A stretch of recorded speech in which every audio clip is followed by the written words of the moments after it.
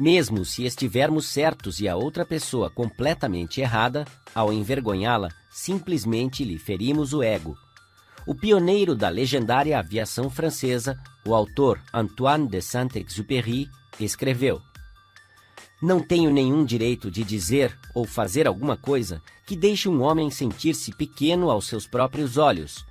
O que importa não é o que eu penso dele, mas o que ele pensa de si mesmo. Ferir a dignidade de um homem é um crime." Um líder verdadeiro irá sempre seguir o princípio 5. Deixe a outra pessoa manter a sua imagem. 6. Como incentivar outros para o sucesso. Pete Barlow era um velho amigo meu. Ele tinha um hato de cachorros e pôneis e havia passado a sua vida toda viajando com circos e shows de variedades. Eu adorava assistir o Pete treinando novos cachorros para o ato. Eu percebi que quando um cachorro demonstrava um pequeno progresso, Pete o acariciava e o elogiava, dava um pedaço de carne e fazia um grande caso disso. Isso não é novidade. Treinadores de animais já usam a mesma técnica por séculos. Por que, eu penso, não poderíamos usar o mesmo bom senso para mudar pessoas que nós usamos para tentar mudar os cachorros? Por que não usamos um pedaço de carne ao invés de um chicote? Por que não usamos o elogio ao invés da crítica? Vamos elogiar a melhoria mais simples. Isso inspira outra pessoa a melhorar. Em seu livro Ain't Much, Baby, but I'm All I Got, Não sou grande coisa, mas sou tudo que tenho, o psicólogo Jess Lair comenta: o elogio é como o brilho do sol e aquece o espírito humano. Não podemos florescer e crescer sem isso. E ainda, enquanto a maioria de nós está pronta para soprar os ventos gelados da crítica sobre outros, nós relutamos a dar aos nossos colegas o aquecido brilho do sol do elogio. Eu consigo olhar para trás em minha vida e ver onde poucas palavras de elogio mudaram drasticamente o meu futuro. Você não pode dizer o mesmo sobre a sua vida? A história está repleta de ilustrações surpreendentes da mais simples mágica do elogio. Por exemplo, muitos anos atrás, um garoto de 10 anos estava trabalhando numa fábrica em Nápoles. Ele desejava muito ser cantor, mas o seu primeiro professor o desencorajou. "Você não sabe cantar", ele disse. "Você não tem nem voz para isso. Parece o som do vento soprando pelas venezianas."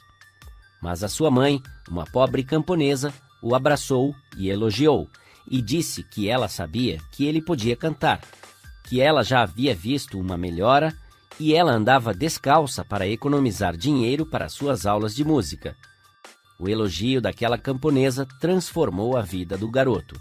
O seu nome era Enrico Caruso, e ele tornou-se o maior e mais famoso cantor de ópera de sua época. No início do século XIX, um jovem em Londres aspirava a ser escritor, mas tudo parecia dar para trás. Ele não pôde frequentar a escola por mais de 4 anos. O seu pai foi jogado na prisão por não pagar suas dívidas, e várias vezes este jovem passou fome. Finalmente, ele conseguiu um emprego, colando rótulos em potes de graxa, em um barracão infestado de ratos, e ele dormia à noite em um quarto deplorável no sótão, com mais 2 garotos, meninos vindos dos cortiços de Londres. Ele tinha tão pouca confiança na sua habilidade de escrever que ele saiu discretamente e enviou o seu primeiro manuscrito na calada da noite para que ninguém risse dele.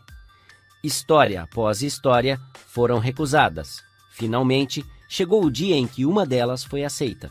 A verdade é que, embora não houvesse recebido nenhum tostão por ela, um editor o havia elogiado.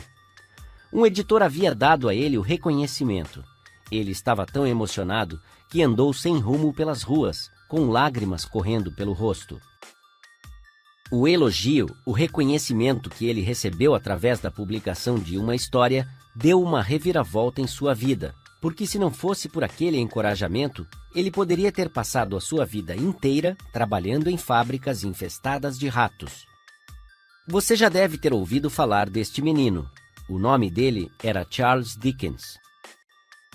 Outro menino em Londres trabalhava como empregado em um armazém de secos e molhados. Ele tinha que levantar às 5 horas da manhã, varrer o armazém e era escravo do trabalho por 14 horas por dia. Isso o aborrecia e ele desprezava este trabalho. Após 2 anos, ele não aguentava mais, então levantou-se certa manhã e, sem esperar pelo café da manhã, caminhou 15 milhas para falar com a sua mãe, que estava trabalhando como empregada. Ele estava furioso, discutiu com ela e chorou. Ele jurou que iria se matar se continuasse mais tempo no armazém. Então, ele escreveu uma carta extensa e patética ao seu velho professor, declarando que estava desiludido e que não queria mais viver. O seu velho professor o elogiou um pouco e lhe assegurou que ele era realmente inteligente e merecia estar fazendo coisas mais dignas, e lhe ofereceu um emprego como professor. Aquele elogio mudou o futuro daquele menino e causou uma impressão permanente na história da literatura inglesa, porque aquele garoto começou a escrever inúmeros best-sellers e ganhou mais de $1 milhão com a sua caneta. Você já deve ter ouvido falar dele. O seu nome era H.G. Wells. O uso de elogio ao invés da crítica é o conceito básico nos ensinamentos de B.F. Skinner. Este grande psicólogo contemporâneo mostrou experiências com animais e com humanos, que quando a crítica é minimizada e o elogio é enfatizado, as coisas boas nas pessoas serão reforçadas e as coisas não tão boas serão atrofiadas por falta de atenção. John Ringles Paw, de Rocky Mount, North Carolina, usou isso para lidar com seus filhos. Parecia que, como em muitas famílias, a principal forma de comunicação entre pais e filhos era gritar. E como em muitos casos, as crianças se tornam um pouco piores do que melhores após cada sessão, e os pais também. Parecia que este problema nunca seria resolvido. O Sr. Ringles Paw decidiu usar alguns dos princípios que ele havia aprendido durante o nosso curso para resolver a situação. Ele reportou: "Nós decidimos tentar o elogio ao invés de enfocar as suas falhas. Não foi fácil, quando tudo que podíamos ver eram as coisas negativas que estavam fazendo. Foi muito difícil achar algo para elogiar. Nós conseguimos encontrar alguma coisa, e nos primeiros dias eles pararam de fazer algumas das coisas desagradáveis que estavam fazendo. Depois, algumas outras falhas começaram a desaparecer. Eles começaram a se concentrar nos elogios que estávamos lhes dando. Eles até começaram a fazer o impossível para fazer as coisas certas. Foi difícil acreditarmos no que estava acontecendo. É claro, não durou para sempre, mas o nível alcançado, depois que tudo fora endireitado, foi muito melhor. Não precisávamos mais reagir da forma que reagíamos. As crianças estavam fazendo mais coisas certas do que erradas. Tudo isso foi resultado de elogiar até mesmo um pequeno progresso nas crianças, ao invés de condenar tudo que eles estavam fazendo errado. Isso funciona no trabalho também. Keith Roper, de Woodland Hills, Califórnia, aplicou este princípio a uma situação em sua empresa. Chegou um material para ele de sua gráfica, que era de uma qualidade excepcional. O tipógrafo que havia realizado o trabalho era um funcionário novo que estava tendo dificuldade para se ajustar no trabalho. O seu supervisor estava decepcionado com o que ele considerava uma atitude negativa e estava pensando seriamente em despedi-lo. Quando o Sr. Roper foi informado desta situação, ele foi pessoalmente à gráfica para falar com o jovem. Ele lhe disse que estava muito contente com o trabalho que acabara de receber e disse que era o melhor trabalho que a empresa havia produzido em algum tempo. Ele indicou exatamente por que era superior e como a contribuição do jovem era importante para a empresa. Você acha que isso afetou a atitude daquele jovem em relação à sua empresa? Em alguns dias, houve uma reviravolta completa. Ele contou a vários de seus colegas de trabalho sobre a conversa e como alguém da empresa realmente apreciava um bom trabalho. e daquele dia em diante, ele foi um trabalhador leal e dedicado. O que o Sr. Roper fez não foi apenas lisonjear o jovem tipógrafo e dizer, você é bom. Ele havia indicado especificamente por que o seu trabalho era superior. Porque ele havia acertado numa tarefa específica. Ao invés de fazer alguns comentários gerais de elogio, o seu elogio se tornou mais significativo à pessoa a qual ele fora dado. Todos gostam de elogio, mas quando ele é específico, ele se torna sincero, e não algo que a pessoa está dizendo apenas para fazer a outra sentir-se bem. Lembre-se, todos nós desejamos a apreciação e o reconhecimento, e faremos o que for preciso para consegui-los. Mas ninguém quer a insinceridade, ninguém quer ser bajulado. Deixe-me repetir. Os princípios ensinados neste livro irão funcionar apenas quando expressados de forma sincera. Eu não estou defendendo técnicas mágicas. Eu estou falando sobre um novo estilo de vida. Falando em mudar as pessoas. Se você e eu inspirarmos as pessoas com quem nos encontrarmos para que elas percebam os tesouros escondidos que possuem, nós podemos fazer muito mais do que mudar pessoas. Nós podemos literalmente transformá-las. Estou exagerando? Então ouça estas palavras sábias de William James, um dos psicólogos e filósofos mais famosos que a América já produziu. Comparado com o que nós deveríamos ser, estamos apenas meio acordados. Estamos apenas fazendo uso de uma pequena parte de nossos recursos físicos e mentais. Falando em termos gerais, o ser humano vive dentro dos seus limites. Ele possui poderes de vários tipos que ele habitualmente não usa.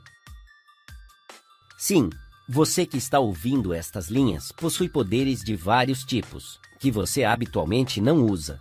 E um destes poderes que você provavelmente não está usando ao seu máximo é a sua habilidade mágica de elogiar pessoas e inspirá-las na realização de suas possibilidades latentes. As habilidades murcham sob crítica, elas florescem sob o encorajamento. Para tornar-se um líder mais efetivo, aplique o princípio 6. Elogie o menor progresso e elogie todas as melhorias. Seja sincero em sua aprovação e generoso em seu elogio. 7. Dê um bom nome ao seu cachorro. O que você faz quando um bom funcionário começa a fazer um trabalho relapso? Você pode despedi-lo, mas isso não resolve nada. Você pode repreender o funcionário, mas isso geralmente causa ressentimento. Henry Henke, um gerente de serviços para uma grande concessionária de caminhões em Lowell, Indiana, tinha um mecânico cujo trabalho estava abaixo do padrão aceitável. Ao invés de repreendê-lo ou ameaçá-lo, o Sr. Henke o chamou ao seu escritório e teve uma conversa sincera com ele. Bill, ele disse, você é um bom mecânico. Você está nesta linha de trabalho há muitos anos. Você já consertou muitos veículos de clientes e eles ficaram satisfeitos. De fato, nós recebemos vários elogios sobre o trabalho excelente que você vem realizando. Mas, ultimamente, você está demorando cada vez mais para terminar um serviço e o seu trabalho não está compatível com os seus padrões anteriores. Pelo fato de você ter sido um mecânico excelente no passado, eu gostaria que você soubesse que eu não estou contente com esta situação e talvez, juntos, nós poderíamos encontrar uma forma de corrigir o problema. Bill respondeu que ele não havia percebido que estava sendo relapso em suas obrigações e assegurou ao chefe que o serviço que ele estava fazendo não estava fora da sua especialidade e que ele tentaria melhorar no futuro. Ele fez isso? Você pode ter certeza que sim. Mais uma vez, ele se tornou um mecânico rápido e minucioso, com aquela reputação que o Sr. Henke havia estabelecido para ele. Como ele poderia fazer algo que não pudesse ser comparado ao serviço que ele havia realizado no passado? A pessoa normal, disse Samuel Vauclain, o então presidente da Baldwin Locomotive Works, pode ser liderada prontamente, se você tiver o respeito dela e se você demonstrar que você respeita aquela pessoa por algum tipo de habilidade que ela possui. Em resumo, Se você quiser que uma pessoa melhore em certo aspecto, haja como se aquele aspecto em particular já fizesse parte das características excepcionais daquela pessoa. Shakespeare disse: assuma uma virtude, se você não a tiver. E pode ser bom assumir e dizer abertamente que outras pessoas possuem a virtude que você quer que elas desenvolvam. Dê a elas uma boa reputação para que elas a assumam, e elas farão esforços prodigiosos para que você não seja desiludido. Georgette Leblanc, em seu livro Souvenir, My Life with Maeterlinck, Lembranças, Minha Vida com Maeterlinck, descreve a transformação impressionante de uma humilde Cinderela belga. Ela escreveu: uma empregada de um hotel na vizinhança trazia as minhas refeições. Ela era conhecida como Marie, a lavadeira de pratos, porque ela começou a sua carreira como ajudante de cozinha.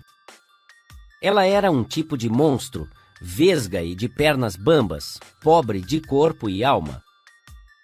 Um dia, enquanto ela segurava o meu prato de macarrão em sua mão vermelha, eu disse a ela abertamente: Marie, você não conhece os tesouros que você tem dentro de você. Acostumada a conter a sua emoção, Marie esperou alguns instantes e não ousava arriscar o mínimo gesto por medo de estragar aquele momento. Então, ela colocou o prato sobre a mesa, suspirou e disse ingenuamente: Senhora, eu nunca teria acreditado nisso. Ela não teve dúvida, ela não perguntou nada, ela simplesmente voltou para a cozinha e repetiu o que eu havia dito. E ela tinha tanta fé que ninguém riu dela. Daquele dia em diante, ela até recebeu certa consideração. Mas a mudança mais curiosa de todas aconteceu com a humilde Marie. Acreditando que ela era o tabernáculo das maravilhas não vistas, ela começou a cuidar do seu rosto e corpo tão meticulosamente que a sua juventude despojada parecia florescer e modestamente esconder a sua simplicidade. 2 meses depois, ela anunciou que iria logo se casar com o sobrinho do chefe de cozinha. Eu vou me tornar uma senhora, ela disse, e agradeceu-me. Uma pequena frase havia mudado completamente a sua vida. Georgette Leblanc havia dado a Marie, a lavadeira de pratos, uma reputação para ela assumir, e esta reputação a havia transformado. Bill Parker, um representante de vendas para uma empresa de alimentos em Daytona Beach, Flórida, estava muito emocionado sobre a nova linha de produtos que a sua empresa estava lançando, e ficou decepcionado quando o gerente de um grande supermercado independente rejeitou a oportunidade de vender os produtos em seu estabelecimento. Bill remoía todo dia sobre esta rejeição e decidiu retornar ao supermercado antes de ir para casa naquela noite para tentar novamente. Jack, ele disse, desde que saí esta manhã, eu percebi que não havia lhe dado uma visão geral de nossa nova linha, e ficaria grato se o senhor pudesse me dar um pouco do seu tempo para contar-lhe sobre os pontos que eu omiti. Eu respeito o fato de que o senhor está sempre pronto a ouvir, e é inteligente e capaz de mudar de ideia quando os fatos justificam uma mudança. O Jack poderia recusar a lhe dar outra chance? Não com aquela reputação. Não, porque ele tinha que assumir aquela reputação. Certa manhã, Dr. Martin Fitzhugh, um dentista em Dublin, Irlanda, ficou chocado quando uma de suas pacientes indicou para ele que o porta-copos de metal que ela estava usando para enxaguar a sua boca não estava muito limpo. Na verdade, a paciente bebeu do copo de papel e não do porta-copos, mas não era muito profissional usar equipamento sujo. Quando a paciente saiu, Dr. Fitzhugh foi ao seu escritório particular e escreveu um bilhete para Bridget, a diarista que vinha 2 vezes por semana para limpar o seu consultório. Ele escreveu: Cara Bridget, eu raramente te vejo e pensei em tomar algum tempo para lhe agradecer pelo ótimo trabalho de limpeza que a senhora vem realizando. A propósito, eu acho bom mencionar que já que 2 horas, 2 vezes por semana é um tempo limitado, sinta-se à vontade para trabalhar mais meia hora, se a senhora sentir que precisa fazer algumas coisas diferentes de vez em quando, como limpar o porta-copos e outras coisas. É evidente que eu lhe pagarei pelo seu tempo extra. No dia seguinte, quando entrei em meu escritório, reportou o Dr. Fitzhugh, a minha mesa estava tão bem polida que parecia um espelho, a minha cadeira também, que eu quase escorreguei nela. Quando entrei no consultório, eu encontrei o porta-copos cromado mais limpo que eu já havia visto em seu receptáculo. Eu havia dado à diarista uma fina reputação para ela assumir, e por causa deste pequeno gesto, ela fez melhor do que todos os seus esforços anteriores. Quanto tempo extra ela gastou com isto? Está certo, nenhum. Há um velho ditado: dê um péssimo nome a um cachorro e é melhor você enforcá-lo. Mas dê a ele um bom nome e veja o que acontece. Quando a senhora Ruth Hopkins, uma professora do 4º ano em Brooklyn, Nova York, olhou para o registro de classe no primeiro dia de escola, a sua emoção e alegria de começar um novo trimestre estava cheio de ansiedade. Em sua classe deste ano, ela teria o Tommy T, o menino mais arteiro da escola.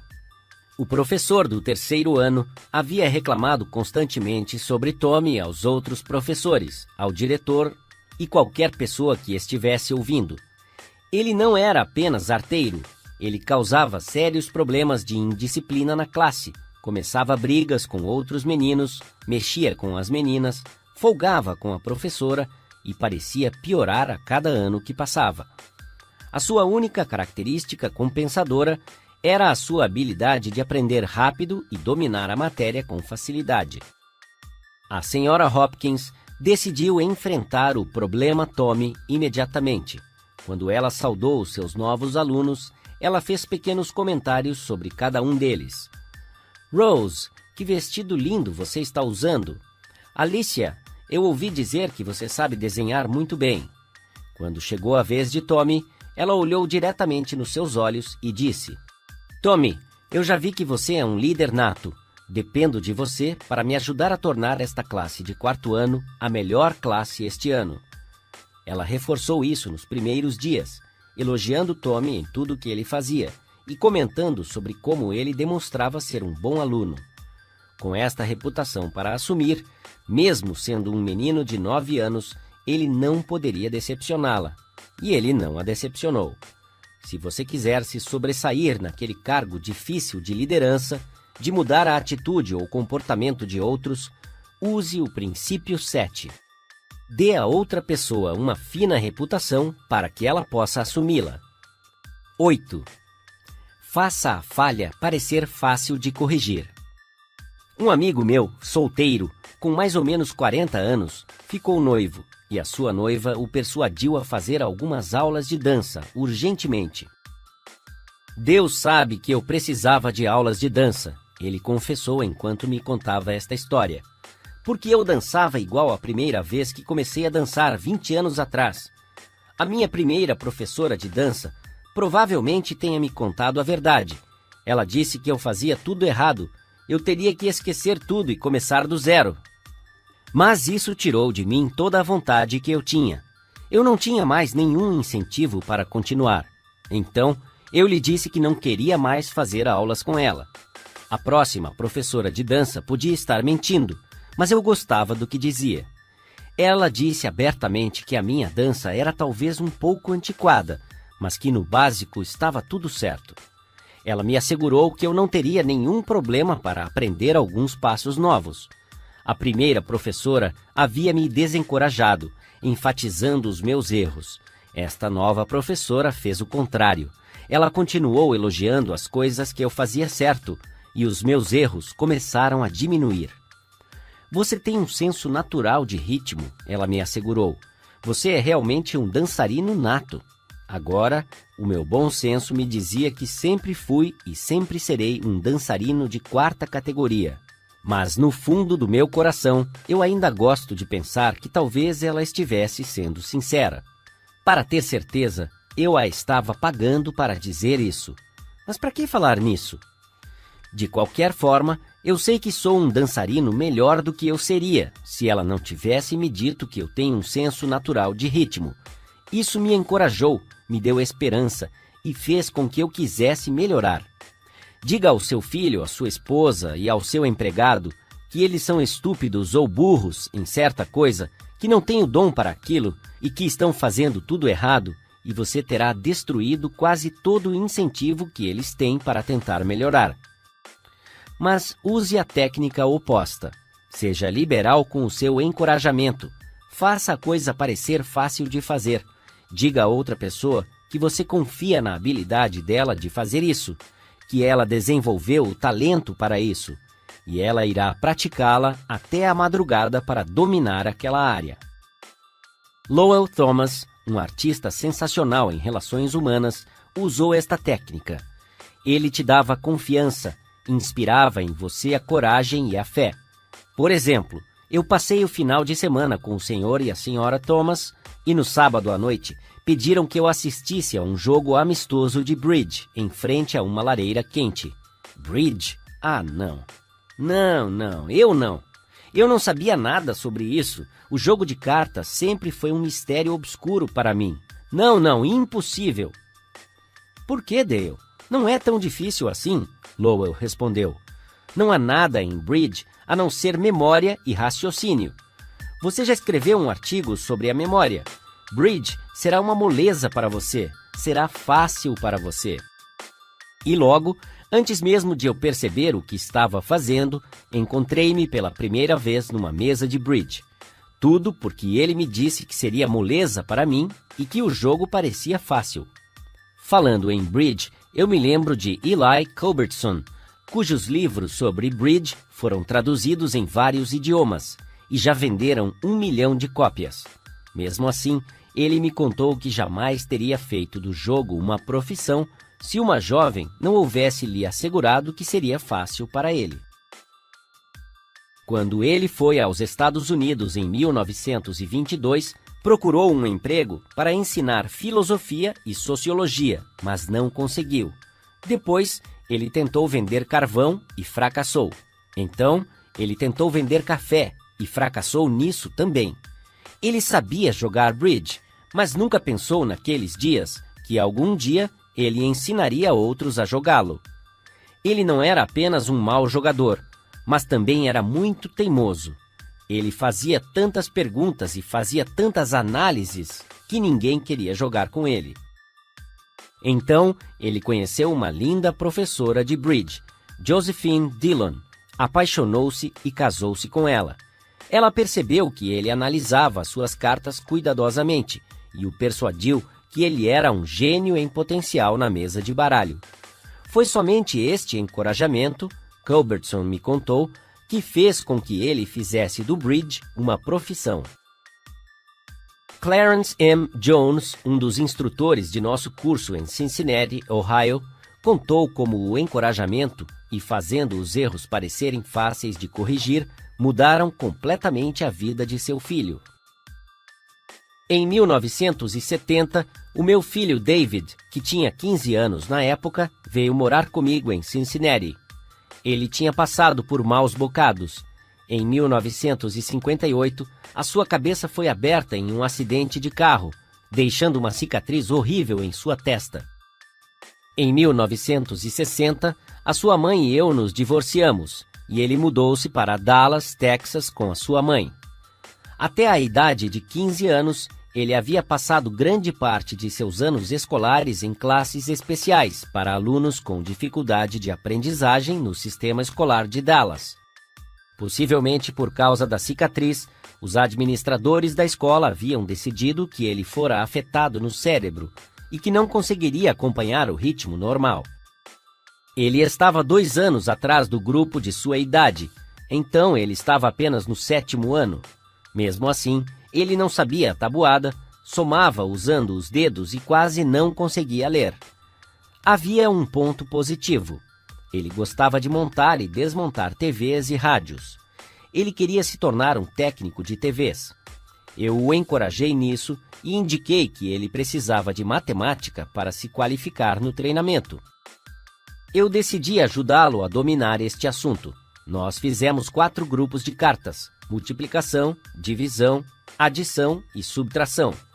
Enquanto passávamos pelas cartas, nós colocávamos as respostas corretas na pilha descartada. Quando David errava uma, eu lhe informava a resposta correta e depois colocava a carta na pilha de repetição, até que não havia mais nenhuma carta. Eu fazia um grande alvoroço cada vez que ele acertava, especialmente se ele não havia acertado a resposta anteriormente. Cada noite, nós passávamos pela pilha de repetição, até que não havia mais nenhuma carta.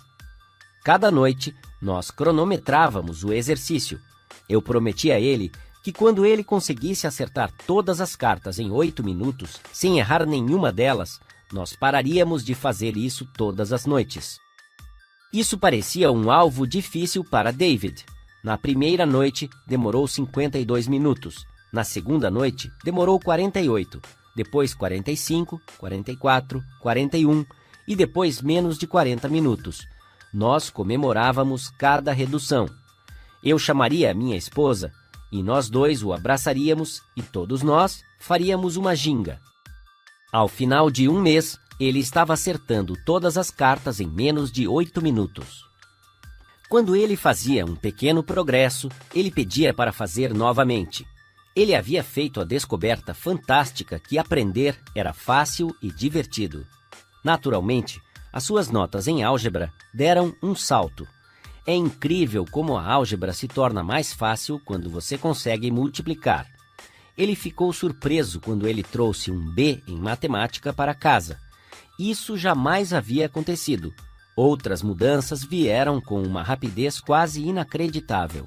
A sua leitura melhorou rapidamente e ele começou a usar os seus talentos naturais em desenho. Mais tarde, naquele ano letivo, o seu professor de ciências deu a ele um projeto para desenvolver para a feira de ciências da escola. Ele escolheu desenvolver uma série de modelos altamente complexos para demonstrar o efeito de alavancas e manivelas. Para isso, era necessária muita habilidade, não apenas no desenho e montagem do modelo, mas em matemática aplicada.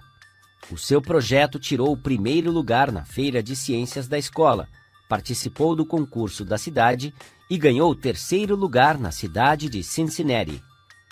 Isso foi o máximo. Aqui estava um garoto que havia repetido 2 anos, foi informado que fora afetado no cérebro, foi chamado de Frankenstein pelos colegas de classe e ouviu que o seu cérebro devia ter vazado do corte em sua cabeça. De repente, ele descobriu que ele podia realmente aprender e realizar coisas. Qual foi o resultado? Do último trimestre do 8º ano até a conclusão do ensino médio, ele nunca esteve fora do quadro de honra da escola. No ensino médio, ele foi eleito para participar da Sociedade Nacional de Honra. Uma vez que ele viu que a aprendizagem era fácil, a sua vida mudou por completo. Se você quiser ajudar os outros a melhorar, lembre-se do princípio 8. Use o encorajamento. Faça a falha parecer fácil de corrigir. 9. Faça as pessoas gostarem quando fizerem o que você quer. Em 1915, a América estava horrorizada.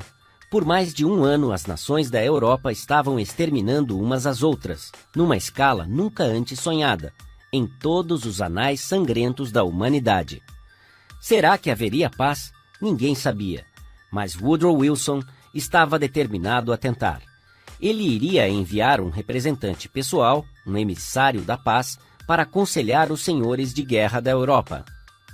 William Jennings Bryan, o secretário de Estado e advogado da paz, queria ir. Ele viu a chance de realizar um grande serviço e tornar o seu nome imortal.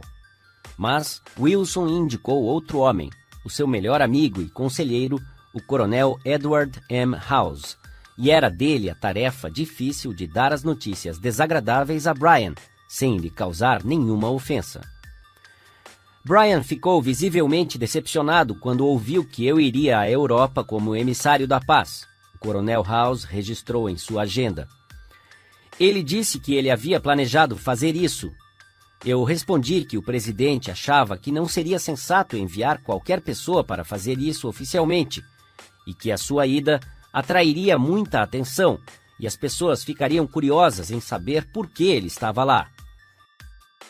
Você consegue ver a insinuação? House praticamente disse a Brian que ele era muito importante para aquele trabalho, e Brian ficou satisfeito. O Coronel House, esperto, experiente nos caminhos do mundo, estava seguindo uma das regras mais importantes nas relações humanas. Sempre deixe a outra pessoa feliz em fazer aquilo que você sugere.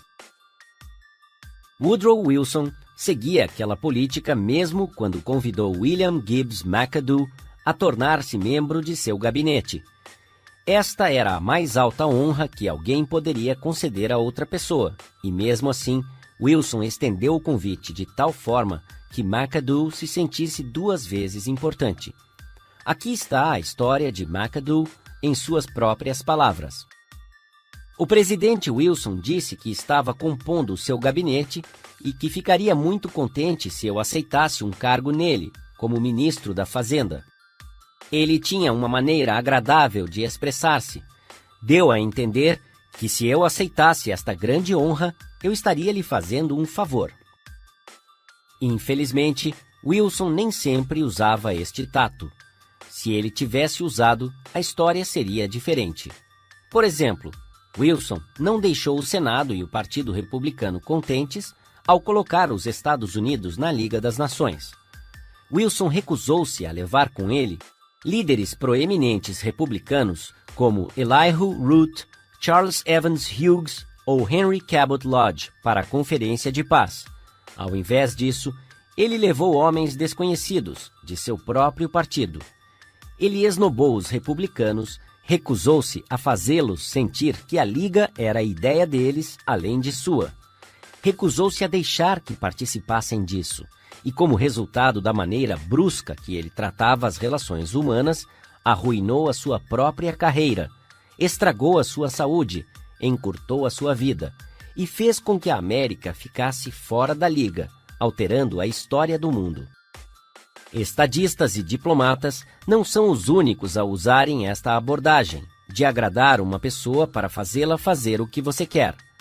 Dale O. Ferrier, de Fort Wayne, Indiana, contou como ele encorajou um de seus filhos mais novos a fazer de bom grado uma tarefa que ele havia solicitado.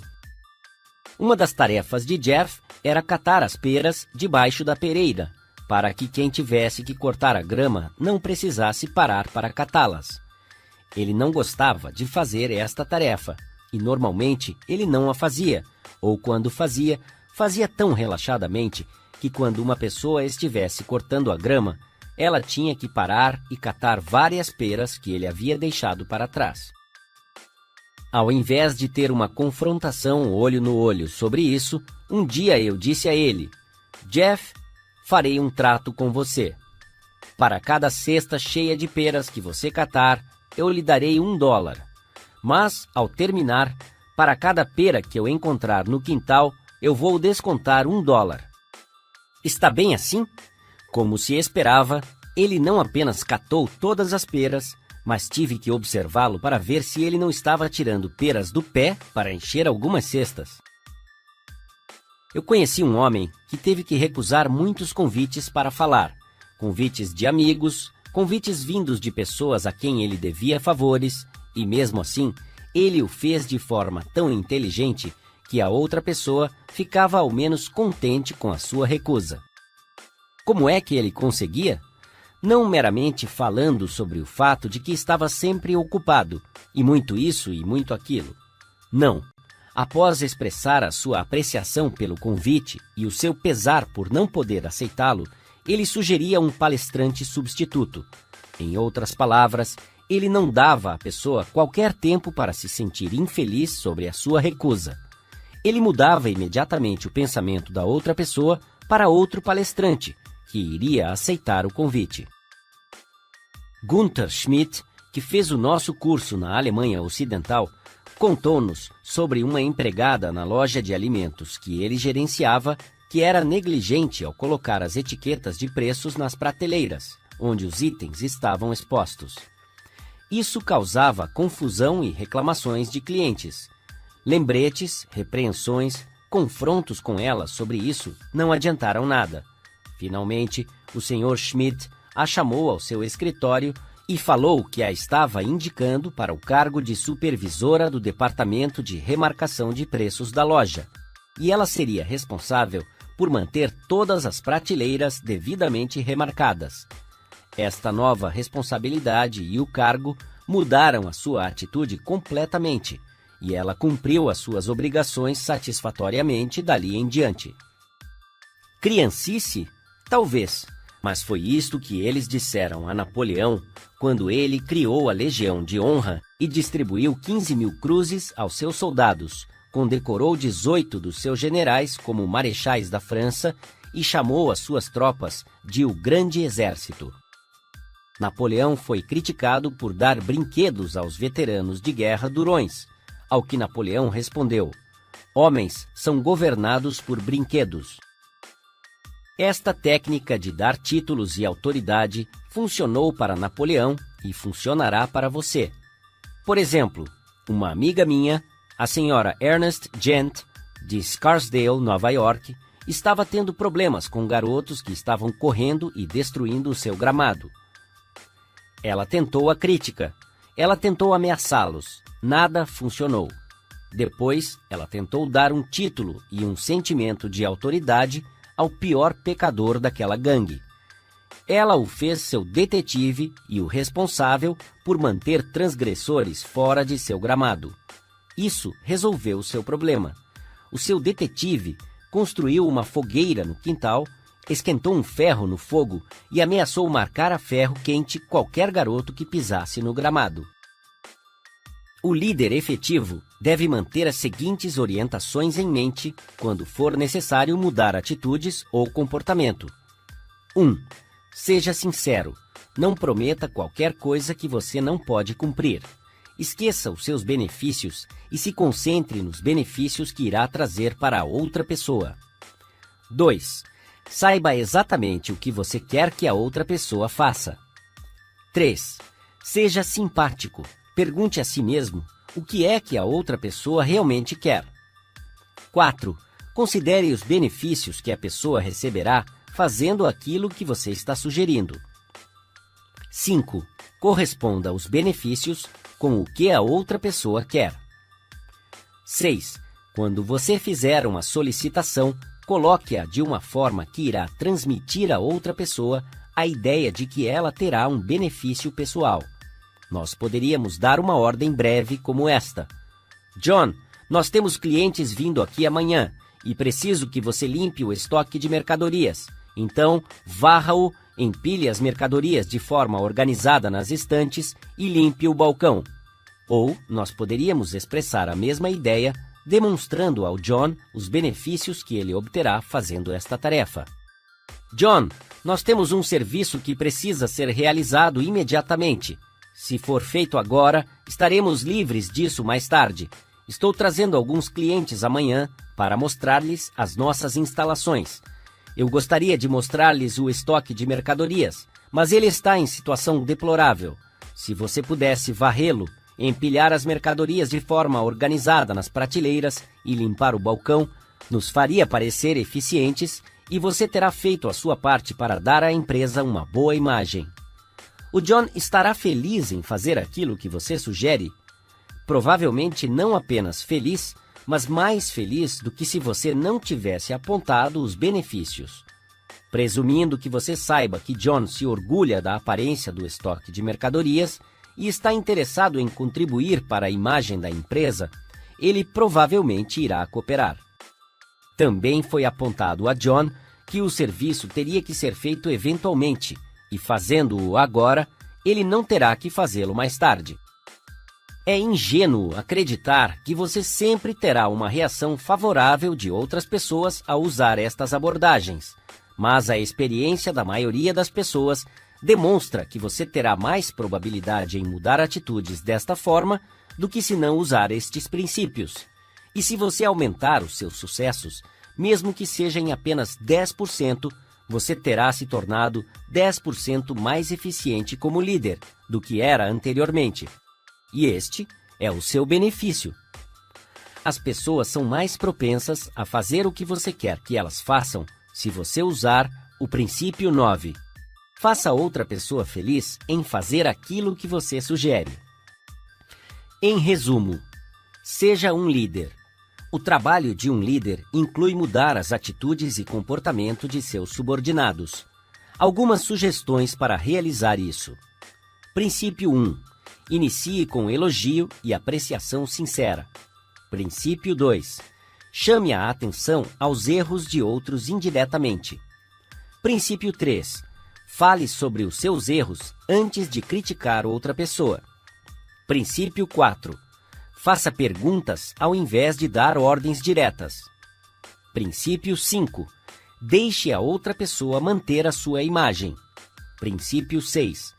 Elogie o mínimo progresso e elogie cada melhoria. Seja sincero em sua aprovação e generoso em seu elogio. Princípio 7. Dê a outra pessoa uma fina reputação para que ela a assuma. Princípio 8. Use o encorajamento. Faça a falha parecer fácil de corrigir. Princípio 9. Faça outra pessoa feliz em fazer aquilo que você sugere.